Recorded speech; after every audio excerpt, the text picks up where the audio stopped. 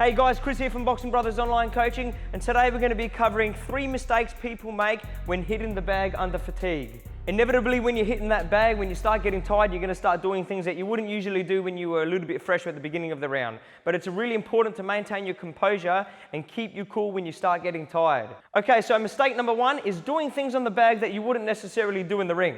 Okay, so when you're on the heavy bag, it's all about visualizing your opponent. Imagine being in front of them and doing the kind of things that you would do if you were in the ring combating an opponent. Yes, I know it's a bag, I know it's not punching back, but you want to be visualizing. So when you're starting your rounds and you're feeling nice and fresh, you should be moving around with that bag, slipping, bobbing, weaving, shutting your guard, moving around the bag, essentially doing everything that you would do up against an opponent in the ring. When you start getting tired, don't start neglecting those other components of your boxing.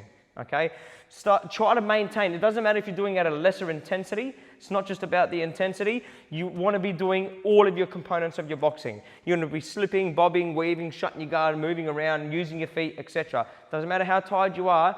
Don't neglect the various components of the boxing itself. Don't end up just punching. Okay, it's really important that you keep doing all of your boxing, not just your punching.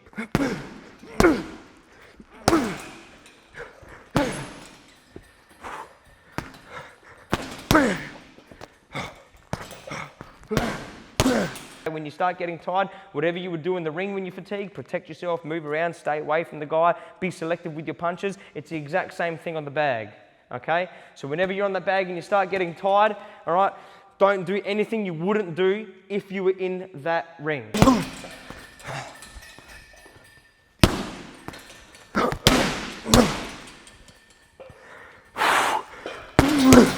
Imagine yourself, what would I do in the ring right now if I had a guy still at me, coming at me and throwing punches? You'd be moving your feet, putting your hands up, getting your head out of the way, staying out of range, picking your shots, being selective with your punches. Keep that in mind next time you start getting tired. All right, the next one is prioritize your technique. Now, this may seem very similar to the last one that I just said, but it's a little bit different. And in fact, it's a lot different. So when you're on that bag and you start getting really tired, your composure means more than ever because you're so vulnerable to getting hurt. Yes, your opponent's probably just as tired as you and is equally as vulnerable as what you are because you're sharing similar fatigue, unless you're an absolute gun, but you want to be maintaining your composure, okay?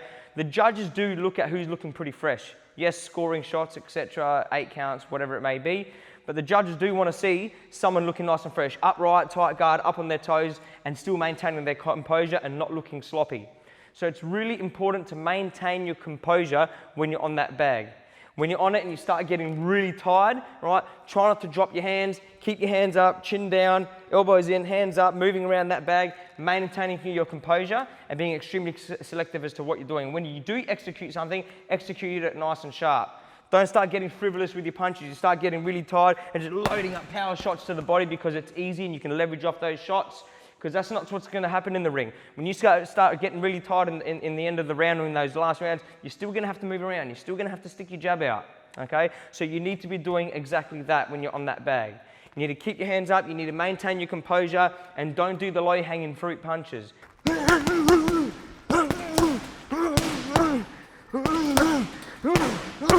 Because that's cheating. You don't want to be cheating when you're getting tired on the bag because you're not going to be able to cheat like that when you get in the ring. Maintain your composure when you're fatigued and do the stuff that's essential.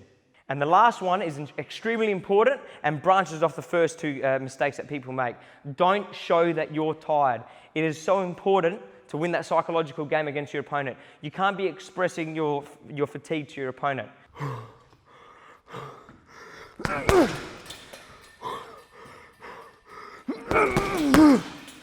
You need to hide it as much as you can and keep that poker face on. So when you start getting tired, don't pull funny faces. Don't start dropping your hands. Through your gestures, your body language, your sounds, whatever it may be, the way you're throwing things. You might be disorientated, looking another direction, looking at your coach, oh, help me. None of that. You need to maintain your composure and try to use your poker face and don't show that you're tired. Convince yourself that you're not tired before you try convincing your opponent that you're not tired. So when you get on that bag, don't be aware of whatever gestures or facial expressions or sounds you might be making that express any kind of, that showcase any kind of fatigue. Try to keep your composure.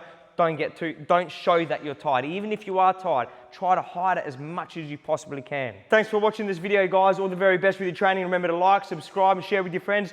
I'll see you next time.